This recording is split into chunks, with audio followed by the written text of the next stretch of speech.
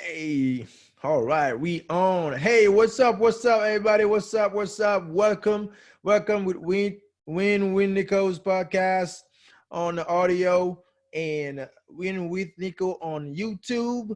And if you're in Facebook, you're probably gonna get the link and watch it anywhere. All right. And again, I have my friend with me, my man. What's going on, Michael? Hey, what's going on? We're doing another one. We're doing another one. Hey, just like DJ Khaled say, another one. Another one. Yes, man. Hey, today is gonna be pretty interesting session. Very informational, educative. I would say. Um, we we're gonna touch on.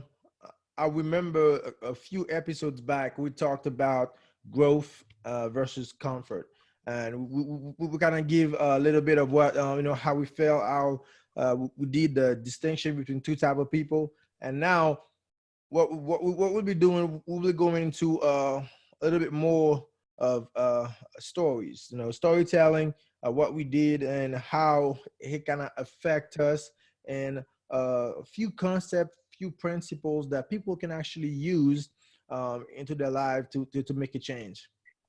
And for to start, we'll say I would say one of the best audios I've listened to, one of the best leadership talk I listened to is from one of my mentors, Owen Woodward, Leadership Lens. Now, I'm not going to all details and like half of this information, if not all, is taken from this audio. And I think it's very valuable that I share some of it with everybody. And to start, we'll talk about the success perspective. Success perspectives uh, has three ladders. No, today we will focus on just one ladder, which is the self-perspective ladder. And there are three components for any of us if we really want to make a change, if we want to grow. There are three components that we have to think about. You have to keep in mind, be mindful of. The first one is change. Change. Now, I know for myself that change is constant. It's always going to happen. There is no way you can avoid change. There's nothing you can do about it.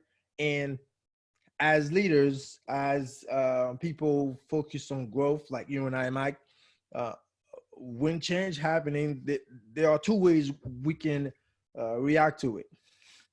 We can resist it, or we can be like, hey, you know what? It is what it is, man. So, okay, how am I going to profit, to benefit, to grow from this change? What can I do to propel myself, to the next level? And to start, I'd say I touched on that too, just a little bit on that episode, how I changed a section back in August. And like I remember, I said the moment I got that call, I started planning what I'm going to do. But the thing is, I don't even know what was going right, what was going wrong with that unit. And for your information, man, that unit is AETC largest unit, like the Air Force AETC's major command largest unit. Now, the biggest unit I've managed before was 300, like 300 people, but back in South Korea. Now we're talking about 440, 450 people. When I got there, and I'm telling you, it was like a roller coaster. I was struggling at first. I'm like, okay, so many things were going wrong. It's so big of a change, stress, working long hours. I still had to take care of myself. I mean, it was very difficult. So I had a choice. I had to say, you know what, man, I'm just gonna go over there and just do the bare minimum. Hey, I just do the job and go home. At the end of the day, I don't get paid enough for this, because that's a mindset I know some people can have, and actually some people do have that mindset. But for us, no, it's not an option. So I had to get my mind straight and write down, have a plan on what do I need to do first. What is the first requirement, first important item I need to knock down because we had an expression going on. So the my mind was straight. It's a change done, and then there's nothing I can do about it. Okay, what can I do to make this unit better? Put it in a state where everything can flow and then improve. So that's my take on change. So what is your take on change, man? Man, that was good. That was good. Look, I'm telling you, man, we just got to keep pushing ourselves and uh, explore, improve every day, man. That's the goal. Yeah, but for me, it's quite different. You know, change is not usually something that just happens to me.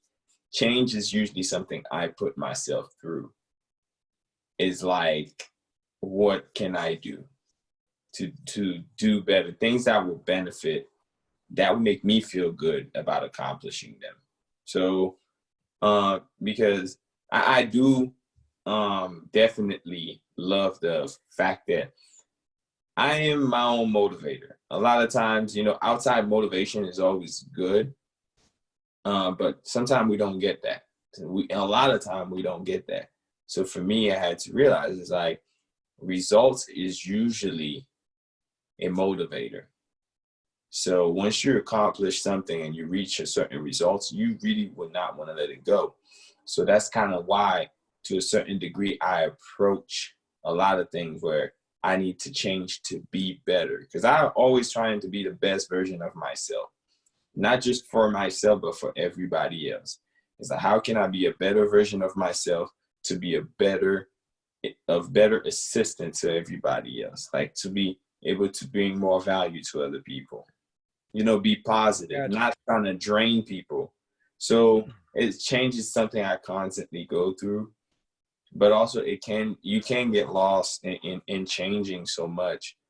But at the end of the day, life, and so far as I'm seeing, it's like you become different versions of yourself. You improve in different aspects. Some people give up more. Some stuff you start giving up on. There are things that start falling off.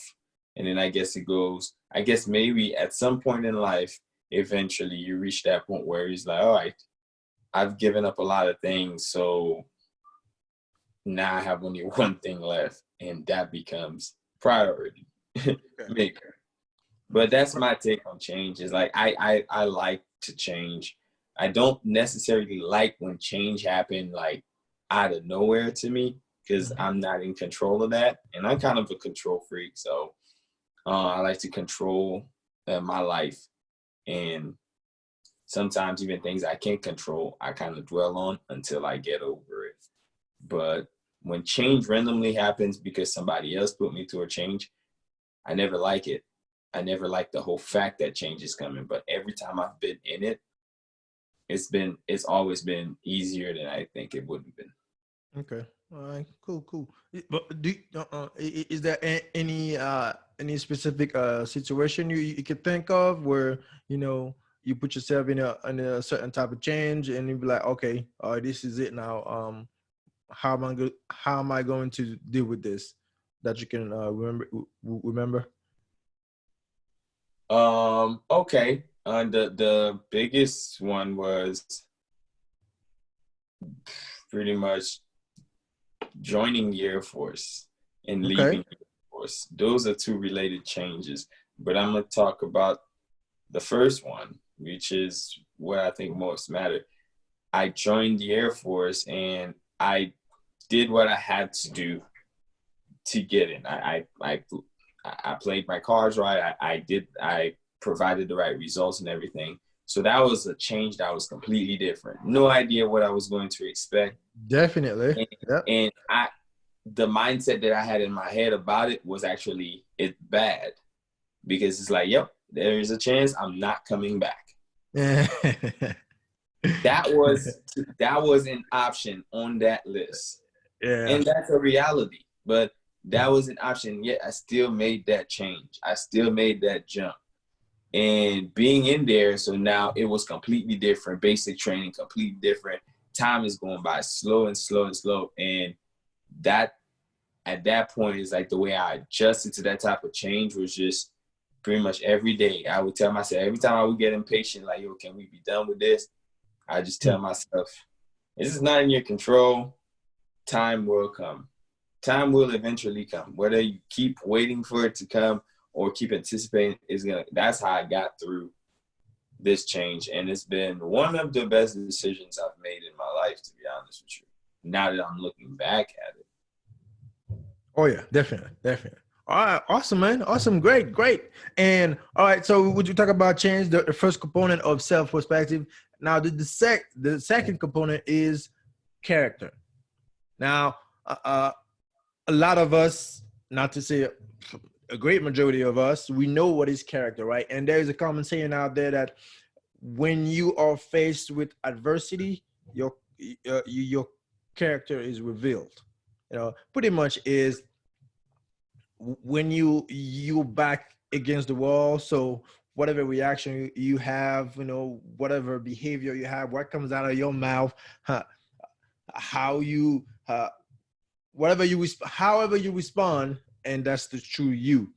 And for this concept, we will say your character should start with self-commitment. You know, as simple as that. You know, and to quote John Maxwell, one of the top leadership in the world, his biggest struggle was to lead himself, and I can attest to that. You know, because I preach self-discipline so much that even myself sometimes I I fall off behind. I'm not following through with the things that I said that I was going to do. It happens, but as as a leader, when you set yourself, uh, when you said some things that you said, I'm going to do it. Example, easy example that we can take just to make things, you know, easier for everybody to grasp. The alarm.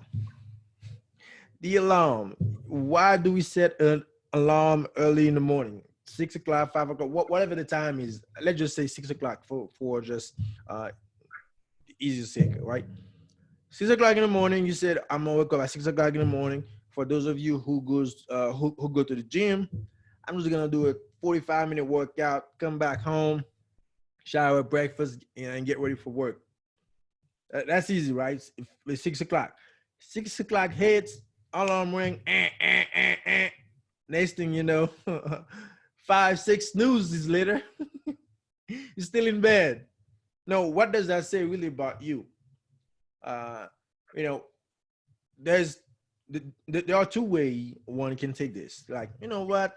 Eh, I'll go work out later when I come back from work.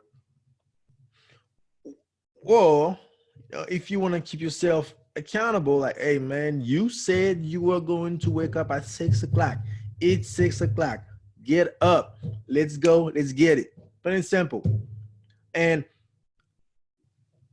as we know, self discipline in general, in one area of your life, it will, for a certain amount of time, once you get it, once you stick to it, it becomes second nature, and it will eventually dissipate throughout any other areas of your life.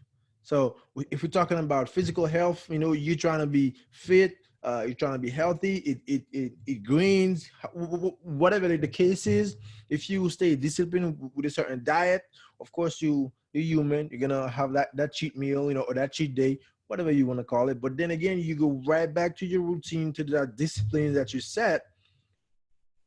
Eventually you're gonna have a good sleep cycle. Then at work, you going to want to stay disciplined with your task management, with time management. You just want to perform at your best at all time.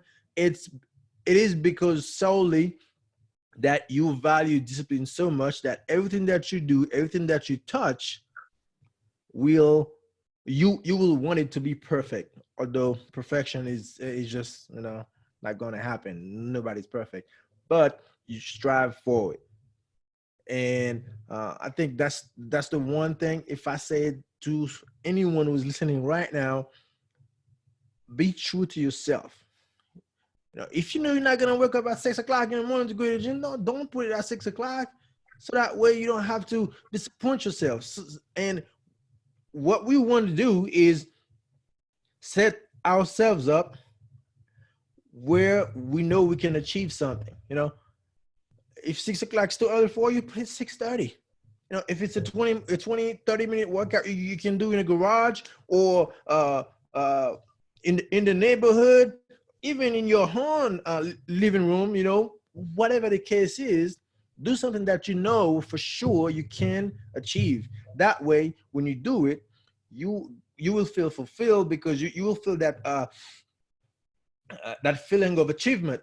Yes, I say I did it. I was going to do it. I did it.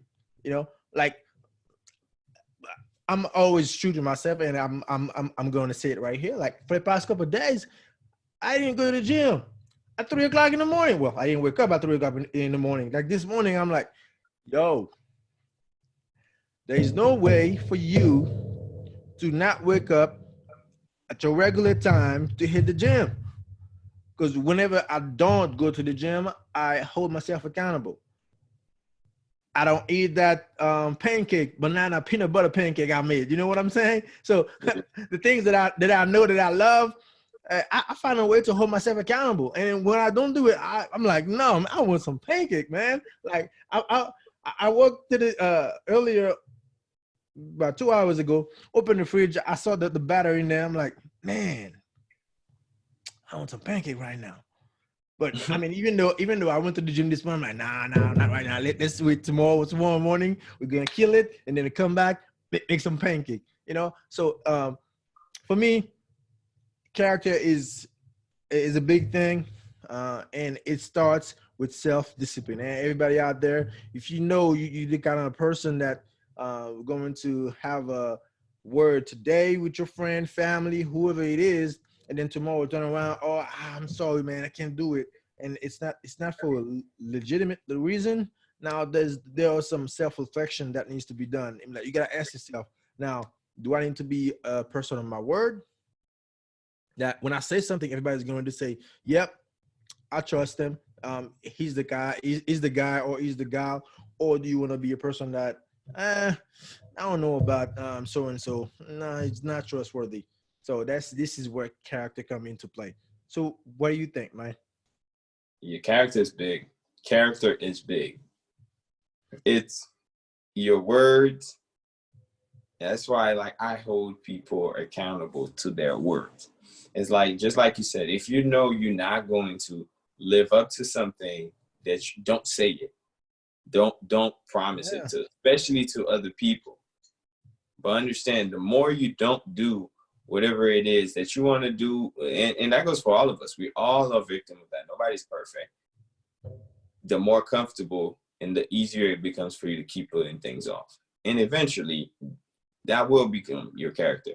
Just like your character can like degrade, you can upgrade it too. So it's not something that you can't work on. It's like just hold yourself more accountable to things you say, things you do. Like people, for example, it's like what you tell me is like, okay, you said it. You said it. And then I hold them to that. And I expect the same too, because sometimes people slack off. And when they do, I point it out. I was like, you said this, but this is, I will put that mirror in front of your face, let you know that's not something I'm rocking with. It's like, if your character is flawed and weak and flaky, it's a turn. It's like a turn off, like as even friendship or exactly anything. Turn off in business, relationship, anything. No one can trust you. Yes. It's just like, yes, I agree with you. Just like you said, you can upgrade it. It's like you lied to your partner or something like that, and then they found out, and then now you gotta earn their trust back. Pretty much, that's how it is. You just gotta earn that character back, because there are a set of things that you need to do in order for you to get there again. You have to earn your way in, earn your way back in again with character. Yeah, that's awesome, man. So character for it's very important. For one last stab at it, you have to be willing to take the shots. Meaning, yeah, if you said that that's you going to the gym, speaking to myself, going to the gym about 3 o'clock, you're gonna wake up at 3 o'clock, you better get up at 3 o'clock. If 3 o'clock is not good for you anymore, like change it to 3:30, 4 o'clock. You know, so awesome. And the next one, the last point, is priorities. Priorities. Now, from experiences, from listening to people, from talking to a lot of people, uh, the the the most common priorities are family, school, work, business, money, finance, health, right? Uh, Entertainment, fun, stuff like that. Um, am I close? Right? Yeah, a Pretty bit. close, right? And there is one exercise that when you do it, and you really ask yourself, like, snap, I need to get my life in check. So here's how it is. So the exercise is you get a piece of paper and a pen, and I'm gonna tell you, hey, okay. So one way to really figure out where your priorities lies. So what you need to do is write down what is right now your top 5, 10 priorities, and people will write down, family, faith, if they're faithful, if they believe in a spirituality or something like that, or religious, uh, finance, freedom, fitness, health, stuff like that. And then we're like, okay, all right, not to throw numbers. Let's just say, just hypothetically, 80% of people say faith is first, or family is first. These two.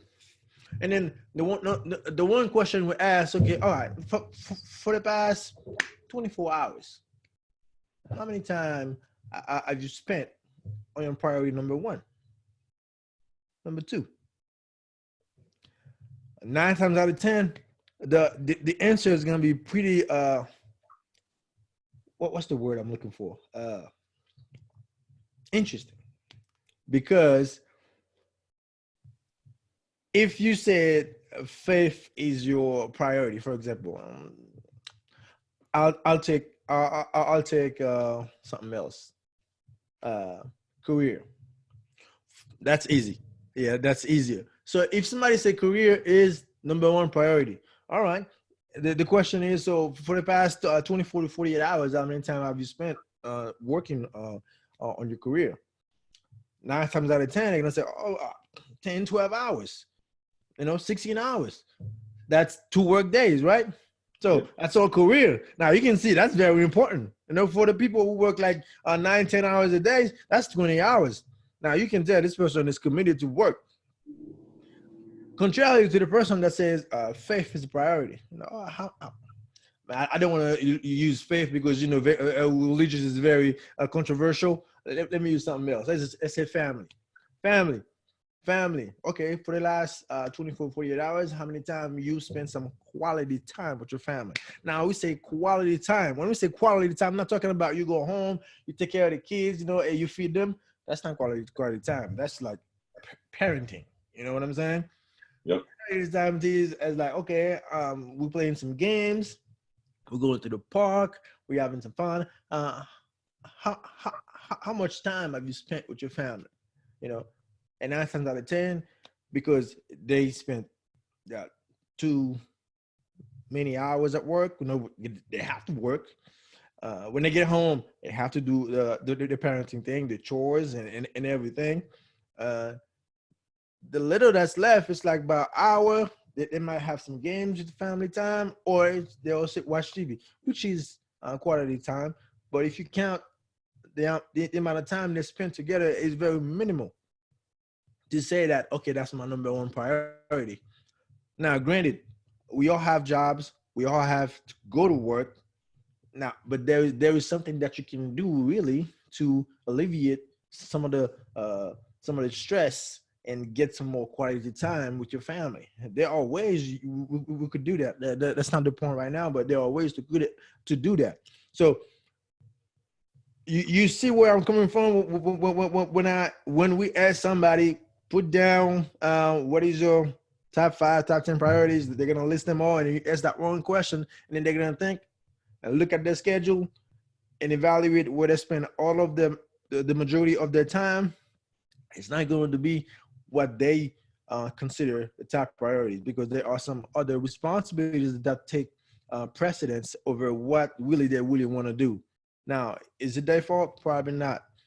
Can they do something about it? For sure. Now, if they have a plan and working on it, that all right, cool. Now I see. Okay, family is my priority right now. I'm on a 9 to 5 job, or 8 to 4, whatever you want to call it. I work 10, 12 hours a day. My plan is I'm gonna start a side hustle, whatever the shit is. I'm gonna start a business. I'm going to earn my financial freedom, so that way I can buy my time back and spend it with my family. Now, if you give me an answer like this, I'm like, okay, now you got a plan for your family. You know what you're working on. You know where you're at right now. You really completely aware of your current situation. You have a plan mapped out. Good. That's somebody who's working towards um, their priorities. They didn't know what's most important, and they're working towards it. Um, what, what do you think, man? That was good, man. I was just listening on that one. That Yes, was yeah, I see you out here nodding. Yes, yes. yeah. When I when I when I heard this, because this one talk was one of those leadership convention that I went to. I don't remember when it was that, and I was out here. I was out here taking notes, and I'm like, oh, this is crazy. Shoot, and it's just mind blowing. So all we have to do is having a plan to really work towards what we say that are our priorities. So you have anything to add, man? No, that one. There's nothing I have to add to that one.